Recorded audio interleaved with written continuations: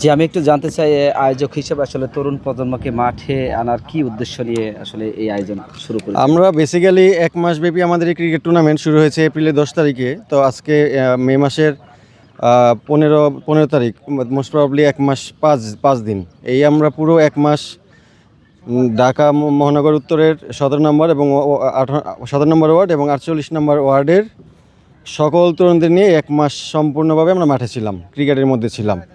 Basically আমাদের যে main target হচ্ছে আপনার দেশ এখন বিভিন্ন বিভিন্ন রকমের ইলিগাল ড্রাগে আক্রান্ত।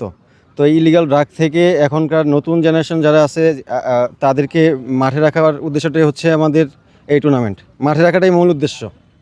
ভবিষ্যতে আরো বড় পরিসরের আয়োজনের চিন্তা আছে কি? হ্যাঁ, এখন আমরা ৩টা-৪টা টিম নিয়ে ১৭ নম্বর এবং ৪৮ নম্বর ওয়ার্ডের সবাই তো আর রেগুলার প্লেয়ার না, যারা রেগুলার প্লেয়ার ছিল সবাইকে নিয়ে আমরা মাঠে ১ মাসব্যাপী খেলেছি।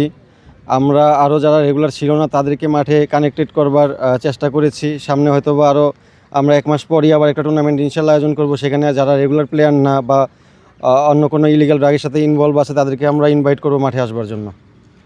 একজন তরুণ উদ্যোক্তা হিসেবে যখন সব যুগের তাল মিলে সবাই যখন ডিজিটাল প্রযুক্তির সাথে আসক্ত, ঠিক সেই মুহূর্তে তাদেরকে মাঠে আনার জন্য আসলে কি কি উদ্যোগ নিতে পারেন আরো? আমরা মাঠে আনার জন্য বেসিক্যালি এখন ক্রিকেট টুর্নামেন্টটা শুরু করেছি, এরপর ফুটবল টুর্নামেন্টটা আমরা রাখবো।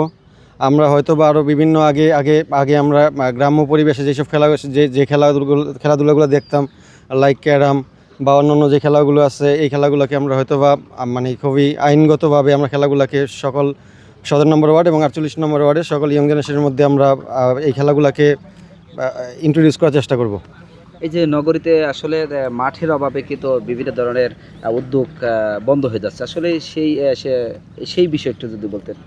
আসলে বেসিক্যালি যে আমরা যেই মাঠে আজকে ফাইনাল খেলাটা খেলছি, এটা একদম সম্পূর্ণভাবে একদম আধুনিক মানের একটি মাঠ। আমরা টেপ টেনিস এই মাঠ পেয়েছি।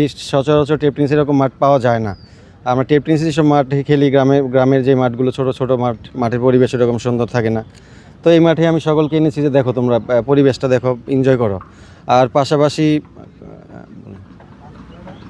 যে নতুন প্রজন্মের উদ্দেশ্যে আসলে নতুন প্রজন্মদেরকে মাঠে রাখা, মূল উদ্দেশ্য হচ্ছে তাদেরকে মাঠে রাখা, অ্যাট এনি কোস্ট তাদেরকে মাঠে রাখা। এটার জন্য যা যা উদ্যোগ নেওয়া লাগে আমরা নেব ইনশাল্লাহ।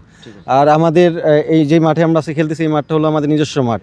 আমাদের এরকম এখানে একটা, ওই পাশে একটা, 3টা নিজস্ব মাঠ আছে। 3টা মাঠে আমরা উক্ত এলাকার যারা আছেন তাদেরকে দিয়ে রেখেছি,